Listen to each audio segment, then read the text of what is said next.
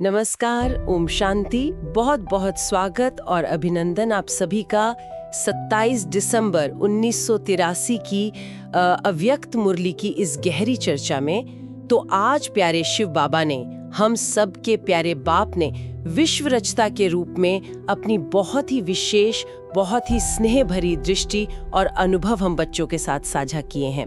आज प्यारे बाप दादा हमें हमारे सबसे ऊंचे, सबसे शक्तिशाली स्वरूप की याद दिला रहे हैं, एक ऐसी याद जो सचमुच दिल को छू लेती है। आज की मुरली का सार क्या है? वो ये है कि हम जो सर्वशक्तिमान दाता के बच्चे हैं, अपने स्वराज्य अधिकारी स्वरूप को पहचाने, सदा उसी नशे में, उसी स्मृति में स्थित रहें और ये जो मांगने वाले संस्कार है ना, मतलब भिखारीपन के संस्कार, इनसे पूरी तरह मुक्त हो जाएं। बाबा हमें हर छोटी बड़ी चाहना, हर मांगने की वृत्ति से ऊपर उठकर सदा के अधिकारी बनने की प्रेरणा दे रहे हैं। हाँ बिल्कुल, और ये समझना कितना कितना जरूरी है। बाबा ने बहुत ही खूबसूरती से, बहुत गहराई से समझाया है कि कैसे सिर्फ एक संकल्प से, बस एक निश्चय भरे बोल से हम उस भिखारी वाली चेतना से निकलकर अधिकारी बन सकते हैं और सर्व प्राप्तियों के हकदार हो सकते हैं। ये कोई साधारण बात नहीं है, ये तो मतलब हमारी पूरी पहचान बदलने की बात है। सही कहा।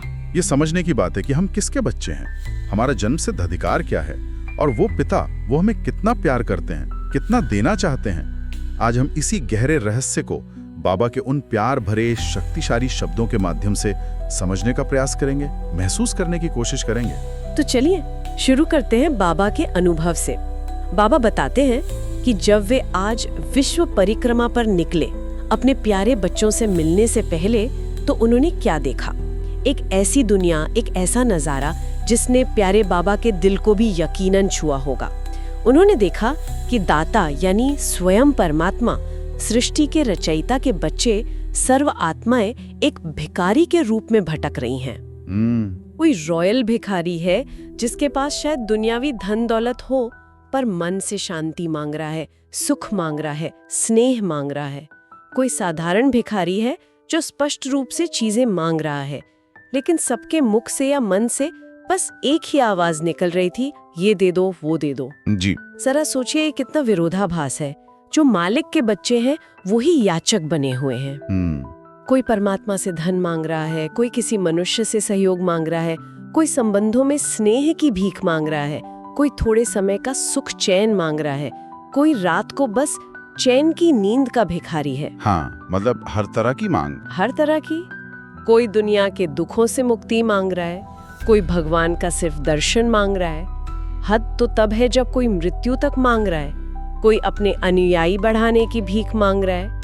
अनेकानेक प्रकार की भीख चारों तरफ फैली हुई है। बाप से मांग रहे हैं, महान आत्माओं की तस्वीरों से मांग रहे हैं, देव आत्माओं से मांग रहे हैं, यहाँ तक कि अपने साकार संबंधियों से भी अपेक्षाएं रख मांग ही रहे हैं। बाबा कहते हैं सब तरफ बस ये दो, गिव मी की ही ध्वनि थी। प्यारे बाबा के लिए ये देखना कितना कितना मार्मिक रहा होगा। जो बच्चे स्वयं विश्व रचता के हैं, जिनके लिए सारे खजाने खुले पड़े हैं, जिन्हें पूरी सृष्टि का अधिकारी होना चाहिए, वही आत्माएं छोटी छोटी अल्पकालिक वस्तुओं के लिए, क्षणभंगुर प्राप्तियों के लिए याचक बनी हुई है। ये बेगर्स की दुनिया देखकर बाबा फिर अपने स्वराज अधिकारी बच्चों की महफिल में आते हैं। हाँ। वो हमें ये नजारा क्यों सुनाते हैं? हमें नीचा दिखाने के लिए? नहीं, बिल्कुल नहीं, बल्कि हमें जगाने के लिए। वो हमें उस भिखारीपन की दुनिया और हमारे अधिकारीपन की दुनिया के बीच का जो विशाल अंतर है ना, वो स्पष्ट करके हमारी असली पहचान, हमारा असली गौरव याद दिलाना चाहते हैं। वो चाहते हैं हम अपनी इस एक तरह से दयनीय अवस्था से बाहर निकलें। और अच्छी बात ये है कि बाबा सिर्फ समस्या बताकर छोड़ नहीं देते, वो तुरंत समाधान भी दिखाते हैं, वो भी कितना सहज। वे कहते हैं जैसे ही तुम बेगर से दाता के बच्चे बने, वैसे ही तुम मास्टर या अधिकारी बन गए। और अधिकारी की सबसे बड़ी निशानी क्या है?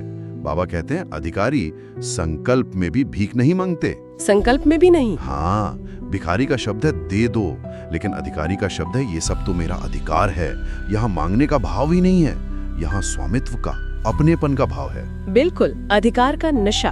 और सोचने वाली बात है, ये अद्भुत परिवर्तन हुआ कैसे? क्या कोई लंबी चौड़ी साधना करनी पड़ी? कोई मुश्किल तपस्या? नहीं, बाबा कहते हैं सिर्फ एक संकल्प से। जैसे ही बच्चों ने दिल से, निश्चय से कहा मेरा बाबा, और उस प्यारे दाता बाप ने, उस सर्वशक्तिमान पिता ने क्या कहा? उन्होंने भी उतने ही प्यार और अधिकार से कहा मेरे बच्चे, सर्व खजानों का संसार तेरा। वाह! बस यही दो शब्द, मेरा और तेरा, इन्हीं दो शब्दों ने हमें भिखारी से अधिकारी बना दिया। कितना सहज है बाबा का प्यार, उनकी देन, उनका वर्षा। इसमें कोई शर्त नहीं, कोई देरी नहीं। हाँ, और ये मेरा और तेरा शब्द कितने शक्तिशाली हैं। दुनिया में यही शब्द देह अभिमान में फंसाते हैं। मेरा शरीर, मेरा घर, मेरा पद, मेरा बच्चा, ये दुख का कारण बनते हैं। लेकिन जब यही मेरा बाबा से जुड़ता है, मेरा बाबा, और बाबा का वो स्नेह भरा उत्तर मिलता है, बच्चे तू मेरा, और जो मेरा वो सब कुछ तेरा, तो यही शब्द हमें सर्व विनाशकारी दुखमय चक्र से छुड़ाकर सर्व प्राप्तियों के अधिकारी बना देते हैं। सही कहा। ये सिर्फ शब्द नहीं है, ये चेतना का परिवर्तन है। जैसे ही ये निश्चय बुद्धि में पक्का होता है कि मैं उस बाप का हूं जो सर्व खजानों का मालिक है और वो बाप मेरा है, तो मांगने की वृत्ति, वो अंदर की कमी की भावना, वो स्वतः ही समाप्त हो जाती है। अधिकार का नशा चढ़ जाता है। बाबा ने तो बिना मांगे ही हमें अविनाशी प्राप्ति का अधिकार दे दिया है। बस हमें उसे स्वीकार करना है, उसे अपना मानना है। बिल्कुल। तो अधिकारी तो बन गए मेरा बाबा कहने से, लेकिन इस अधिकारीपन की स्थिति को, इस नशे को सदा कायम कैसे रखें? इसके लिए बाबा एक और बहुत शक्तिशाली युक्ति बताते हैं। वे कहते हैं कि दुनिया के अनेक चक्रों में, जन्म मरण के चक्र में, कर्मों के चक्र में, संबंधों के उलझन भरे चक्रों में फंसने से छूटकर अब एक स्वदर्शन चक्र धारण करना है। हमें स्वदर्शन चक्रधारी बनना है। स्वदर्शन चक्र। हम सब अपने जीवन में अनुभव करते हैं ना कि जब भी हम तन के रोग में, मन की व्यर्थ चिंताओं में, धन की कमी बेशी में, लोगों के व्यवहार के चक्र में या संबंध संपर्क की खींचतान में फंसते हैं, परेशान होते हैं, उसका मूल कारण क्या होता है? बाबा बहुत स्पष्ट करते हैं, उसका कारण है स्वदर्शन चक्र को छोड़ देना। हाँ। और बाबा इशारा करते हैं कि यह स्वदर्शन चक्र सदा एक ही अंगुली पर दिखाते हैं, पांचों या दो पर नहीं। इसका गहरा आध्यात्मिक अर्थ है कि ये चक्र सदा एक ही संकल्प की धुरी पर घूमता है, और वो एक अचल संकल्प है, मैं बाप का और बाप मेरा। कितनी गहरी बात है ये। जैसे ही इस एक संकल्प से हटे कि अनेक संकल्पों में गए, मन में हजार बातें चलने लगी। ऐसा क्यों हुआ, वैसा क्यों नहीं हुआ, उसने ऐसा क्यों कहा, मुझे ये कब मिलेगा। और जैसे ही अनेक संकल्प आए तो अनेक चक्रों में फंसे। स्वदर्शन का सही अर्थ ही है स्व का यथार्थ दर्शन करना। मैं कौन हूं? मैं सिर्फ ये शरीर नहीं, मैं एक ज्योति बिंदु आत्मा हूं, परमपिता परमात्मा की संतान हूं, सर्वगुणों और शक्तियों से संपन्न हूं। मैं इस सृष्टि नाटक में अपना पार्ट बजाने वाली अधिकारी आत्मा हूं। मैं बाप का बच्चा हूं। और जब यह स्वदर्शन पक्का होता है तो इसका प्राकृतिक परिणाम क्या है? सदा प्रसन्न चित्त रहना। बिल्कुल। खुशी, शांति, संतुष्टता अंदर से उमड़ती है। जहां स्वदर्शन नहीं, वहां मन प्रसन्न चित्त के बजाय प्रश्न चित्त हो जाता है। क्यों, क्या, कैसे, ये क्यों हुआ, वो क्यों नहीं हुआ, ये सारे प्रश्न अंदर ही अंदर घूमते रहते हैं और शांति छीन लेते हैं। लेकिन जो अधिकारी आत्मा है, जिसे पता है कि मैं मालिक के बच्चे हूं और सब कुछ मेरा ही है, उसके मन में कोई प्रश्न नहीं होता। कोई सवाल ही नहीं। कोई सवाल नहीं। वो सर्व प्राप्ति स्वरूप होता है। उसे मांगने की जरूरत ही महसूस नहीं होती। बाबा यहाँ तक चुनौती देते हैं कि क्या स्वप्न में भी बाप के आगे भिखारी रूप आता है कि बाबा ये करा दो, वो विघ्न मिटा दो। अरे मास्टर दाता की दरबार में, भरपूर भंडारों में, जहां अविनाशी स्वराज्य है, सर्व खजाने भरपूर हैं, वहां कोई अप्राप्ति या कमी हो ही नहीं सकती। वहां मांगने की जरूरत ही क्या है? बाबा तो हमारे मन में संकल्प आने से भी पदम गुणा ज्यादा स्वतः ही देने को तैयार बैठे हैं। हमारा अधिकार से सोचना ही काफी है। लेकिन इतने ऊंचे अधिकार के साथ साथ बाबा हमें बहुत प्यार से सावधान भी करते हैं। वो एक बहुत मार्मिक सवाल पूछते हैं, बच्चों, कभी कभी ऐसा तो नहीं होता कि राज्य अधिकारी की स्थिति की वो चमकचमाती ड्रेस बदलकर मांगने वाली भिखारी की स्थिति की पुरानी मैली ड्रेस पहन लेते हो? कहीं वो पुराने भिखारीपन के संस्कार, वो छोटी छोटी बातों में मांगने की आदत, वो निर्भरता, वो मुझे चाहिए वाली वृत्ति कहीं संस्कार रूपी पेटी में छिपा कर तो नहीं रखी है? बाबा स्पष्ट कहते हैं कि उस पेटी सहित उस पुरानी ड्रेस को जला दो, किनारे मत रखो। क्योंकि अगर वो पड़ी रही तो कभी न कभी पहनने में आ जाएगी। हाँ, और बाबा पूछते हैं कि वो रखी है या जला दी, मतलब क्लैरिटी चाहिए। बिल्कुल, जला देनी है एकदम। बाबा चाहते हैं कि अंश मात्र भी, जरा सा भी ये मांगने का संस्कार बाकी ना रहे, नहीं तो हम दुरंगी बन जाएंगे। कभी शान से कहेंगे मैं अधिकारी आत्मा, और जरा सी बात हुई तो मन ही मन मांगने लगेंगे, बाबा ये ठीक कर दो। कभी अधिकारी, कभी भिखारी। बाबा को ये मिक्सचर पसंद नहीं। वे चाहते हैं हम सदा एक श्रेष्ठ, अविनाशी अधिकारीपन के पक्के रंग में रंगे रहें, एक रस स्थिति हो हमारी। हाँ, और इसी अधिकारीपन के अलग अलग गुणों को बाबा ने कितने प्यार से अलग अलग स्थानों के बच्चों में हाईलाइट किया। ये सिर्फ नाम नहीं है, ये उन गुणों की निशानियां हैं जो अधिकारी आत्मा में सहज होती हैं। जैसे पंजाब वालों को याद किया, जो पक्के रंग वाले हैं, जिनका निश्चय अधिकारी की तरह अटल है। पक्के निश्चय वाले। राजस्थान वाले, जिनके नाम में ही राज्य अधिकारी छिपा है, वो रॉयल नशा। इंदौर वाले, जो माया के प्रभाव से ऐसे परे रहते हैं जैसे इंडोर यानी अंदर, बाप की छत्र छाया के सुरक्षित किले के अंदर। महाराष्ट्र वाले यानी महान आत्मा, जिनके संकल्प, बोल और कर्म सदा ऊंचे महान होते हैं, अधिकारी की तरह। और डबल विदेशी बच्चे भी, जो दूर देशों से खिंचकर मधुबन के तट पर ऐसे यहाँ मिलते हैं जैसे नदियां सागर से मिलती हैं, अपने सर्व अधिकार पाने। हाँ, सब अधिकारी। तो स्थान कोई भी हो, गुण कोई भी विशेष हो, मूल बात एक ही है, सर्व प्राप्ति स्वरूप स्वराज्य अधिकारी बनना। ये हर एक बच्चे के लिए लक्ष्य है। फिर बाबा हम अधिकारी बच्चों की वैल्यू बताने के लिए एक और बहुत सुंदर उदाहरण देते हैं। वे हमारी तुलना चंदन के वृक्ष से करते हैं। सोचिए कितना कितना मूल्यवान बना दिया बाबा ने हमें। जैसे चंदन अपनी शीतल खुशबू से सबको सुख देता है, वो खुद में बहुत मूल्यवान होता है और लोग उसे कितने प्यार से, कितने संभाल कर अपने साथ रखते हैं, पूजा में भी इस्तेमाल करते हैं। बाबा कहते हैं वैसे ही हम श्रेष्ठ आत्माएं जो अधिकारीपन के नशे में रहती हैं, बाप को अति प्रिय हैं और बाबा हमें सदा अपने दिल में अपने साथ रखते हैं। वाह। बाबा भविष्य भी दिखाते हैं। कहते हैं अभी भले ही ये दुनिया हमें नहीं जानती, हमारी असली वैल्यू नहीं समझती, शायद साधारण समझती है, पर आगे चलकर यही दुनिया इन ज्ञान सितारों को कितनी ऊंची नजर से देखेगी, कितने सम्मान से देखेगी, जैसे लोग आसमान के चमकते सितारों को आश्चर्य से देखते हैं। क्यों? क्योंकि हम भगवान के साथी बन गए हैं, वो अमूल्य रत्न बन गए हैं जिनकी चमक और खुशबू फैलनी ही है। ऐसे नामी ग्रामी बनेंगे जो सारा कल पूजे जाएंगे। ये है हमारा अविनाशी भविष्य। और ये अमूल्य स्थिति, ये चंदन समान खुशबूदार मूल्यवान जीवन आता कैसे है? बाबा इसका राज खोलते हैं। ये आता है योगी जीवन से। यहाँ बाबा एक बहुत महत्वपूर्ण अंतर स्पष्ट करते हैं। सिर्फ कुछ समय के लिए योगी बनना, यानी आसन पर बैठकर याद करना ही काफी नहीं है, बल्कि योगी जीवन जीना है। योगी जीवन? हाँ, अर्थात निरंतर योगी। खाते पीते, चलते फिरते, ऑफिस में काम करते, घर संभालते, हर कर्म करते हुए ये स्मृति अंदर चलती रहे, मैं श्रेष्ठ आत्मा हूँ, मैं ज्योति बिंदु हूँ, मैं बाप समान हूँ। जो बाप के गुण हैं, शांति, प्रेम, पवित्रता, शक्ति, ज्ञान, वही मेरे स्वाभाविक गुण हैं। जो बाप का कार्य है, विश्व का कल्याण, वही मेरा भी कार्य है। ऐसे योगी जीवन वाले सदा एक लगन में मगन रहते हैं। उन्हें दुनिया की बातों में इतना रस नहीं आता। उनका मन बाप की याद में, सेवा के उमंग में मगन रहता है, और इसका परिणाम वो सदा हर्षित रहते हैं। उनके चेहरे पर, उनकी चाल में, उनके बोल में एक अलौकिक खुशी, एक संतुष्टता झलकती है। उनके मन का हर्ष, उनकी आंतरिक खुशी उनके तन पर भी स्वास्थ्य और नूर बनकर दिखाई देती है। वाह। जहां सर्व प्राप्तियां अनुभव हो रही हैं, वहां दुख या उदासी का नाम निशान कैसे हो सकता है? उनकी बुद्धि स्वतः ही दुख के संसार की बातों की ओर, पुरानी दुनिया के आकर्षणों की ओर आकर्षित ही नहीं होती। अगर बुद्धि बार बार पुरानी दुनिया की तरफ जाती है, समस्याओं में उलझती है, तो समझना चाहिए कि अभी भी कोई ना कोई आकर्षण बाकी है, और जहां आकर्षण है वहां वो अविनाशी हर्षित अवस्था, वो अधिकारीपन की स्थिति टिक नहीं सकती। भाग्यशाली हैं कि इस विशेष समय पर संगम युग में है।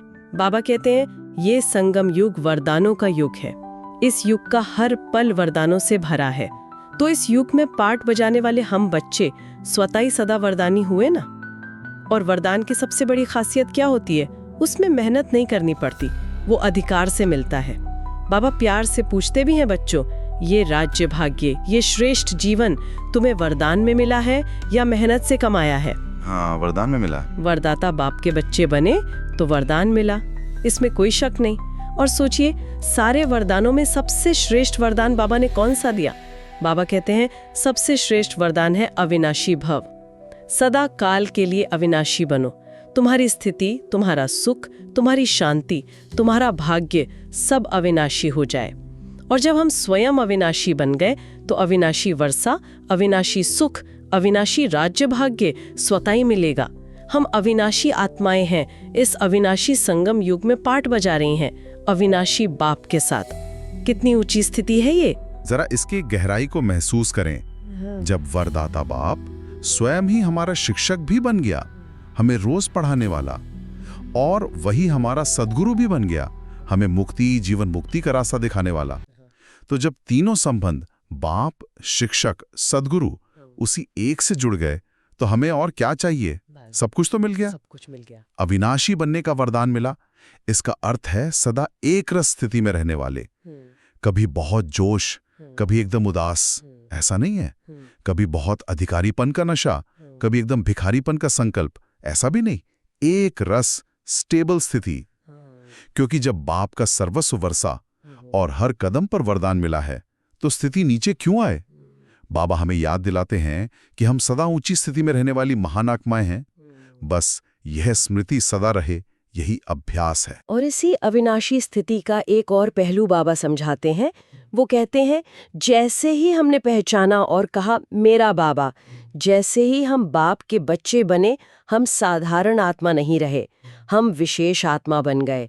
हर एक बच्चा जो बाबा का बना है वो वीआईपी है, विशेष है। तो अब इस विशेष आत्मा का हर संकल्प, हर बोल और हर कर्म भी कैसा होना चाहिए? साधारण या विशेष? बाबा कहते हैं सब कुछ विशेष होना चाहिए। ऐसा विशेष जिससे औरों को भी विशेष बनने की प्रेरणा मिले। हमारी चलन, हमारा चेहरा, हमारी बातें सब अलौकिक हों। और ये विशेषता दिखानी कहाँ है? कोई हिमालय पर जाके नहीं। नहीं। हमें रहना इसी साधारण दुनिया में है, इन्हीं लोगों के बीच साधारण रूप में ही। लेकिन इस साधारणता में रहते हुए भी न्यारे और बाप के प्यारे बनकर रहना है। बाबा ने कमल पुष्प का कितना सटीक उदाहरण दिया है। हाँ, कमल पुष्प महता कीचड़ में है, पानी में है, लेकिन उससे सदा न्यारा ऊपर रहता है। पानी और कीचड़ का उस पर कोई असर नहीं होता। सही। ऐसे ही हमें संसार में रहते हुए संसार के नकारात्मकता, व्यर्थ बातों के कीचड़ से न्यारा रहना है। हमें उसमें फंसना नहीं है, बल्कि अपनी दिव्यता से, अपनी शांति से, अपनी शक्ति से औरों को भी उस माया के कीचड़ से बाहर निकालने की सेवा करनी है। सही। और बाबा हमें आश्वासन भी देते हैं कि जो अनुभवी आत्मा है, जिसने स्वदर्शन चक्र को ठीक रीति धारण किया है, जिसने योगी जीवन को अपना लिया है, जिसने अधिकारीपन के नशे को पचा लिया है, वो कभी धोखा नहीं खाएगी, कभी फंसेगी नहीं। उसका विवेक सदा जागृत रहेगा। तो आज बाबा ने हमें अपने स्वराज्य अधिकारी स्वरूप का कितना स्पष्ट, कितना सुंदर आईना दिखाया। हमें क्या करना है? भिखारीपन के छोटे से छोटे सूक्ष्म संस्कारों को भी जड़ से मिटाकर सिर्फ मेरा बाबा के एक निश्चय भरे संकल्प से सर्व खजानों को अपना बनाना है। स्वदर्शन चक्रधारी बनकर सदा प्रसन्नचित, खुश रहना है, प्रश्नों से मुक्त रहना है। हमें चंदन समान खुशबूदार बनना है, अपनी दिव्यता से सबको सुख देना है। हमें सिर्फ योगी बनना नहीं, योगी जीवन जीना है, हर कर्म बाप की याद में करना है। हमें अविनाशी वरदानों से सदा भरपूर रहना है, विशेष आत्मा बनकर अपने हर संकल्प, बोल और कर्म से औरों को प्रेरणा देनी है, और कमल पुष्प समान इस दुनिया में रहते हुए भी सदा न्यारे और प्यारे रहना है। ऐसे दाता के मालामाल बच्चों को, सदा संपन्न स्वरूप आत्माओं को अविनाशी बाप दादा की बहुत बहुत याद, प्यार और नमस्ते। बाबा कहते हैं अमर भव। आज के इस गहरे चिंतन के बाद हम सबके मनन के लिए, गहराई में जाने के लिए एक विचार छोड़ जाते हैं। आज अभी अपने अंदर बहुत ईमानदारी से झांक कर देखें। अधिकारीपन की श्रेष्ठ स्थिति में रहते हुए भी ऐसा कौन सा बहुत ही सूक्ष्म, छिपा हुआ भिखारीपन का संकल्प या संस्कार है? शायद किसी परिस्थिति के बदलने की सूक्ष्म इच्छा, किसी व्यक्ति से सम्मान की हल्की सी अपेक्षा, किसी बात की छोटी सी फरियाद, या किसी पर सूक्ष्म निर्भरता, जिसे आज मैं पूरी तरह से विदाई दे सकता हूं या दे सकती हूं। इस पर गहराई से विचार करें, उसे पहचानें और अपने स्वराज्य अधिकारी स्वरूप को और भी शक्तिशाली और भी दृढ़ बनाएं। ओम शांति।